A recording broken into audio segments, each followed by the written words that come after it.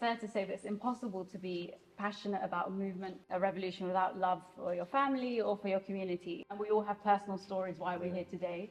I think this is an opportunity for us to re-centre those women's voices, and for myself and Keir to hear from you and to reflect on what more we can do so that those voices are amplified. My campaign started when my dad was taken. I did make a vow to not do any activism and focus on my life after he was released, but then of course everything else happened and now I'm even more active. I have been involved in political activities, and I was an activist during the revolution. I was very young at that time. So they persecuted me because of my continuation against the Islamic Republic of Iran. They didn't mind who did what, they just executed people and young people, similar to what they are doing at the moment.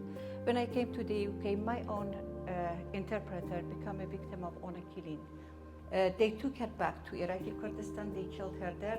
The husband returned to the UK, and it was no any persecution, and he was free walking down the street in the UK, in London. When I called police, they told me, this is your culture, honor killing, and we have to respect that, otherwise you will call us racist. They were looking for 110 number of freedom fighters. Among them, it was just 2 women, and one of the women was me. So in 8 months, I was struggling to finding safe place until I came to England. I was a hostage for 6 years.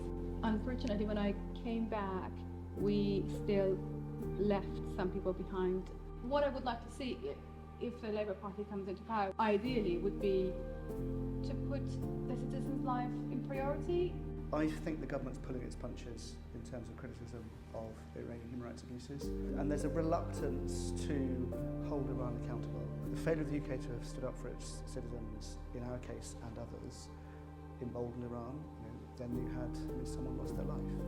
If you look at what happens, of course, is that activists over here are unsafe. It's a bell that tolls for us all. I live here with my toddler. I really don't feel safe. For myself, for my toddler, for my husband.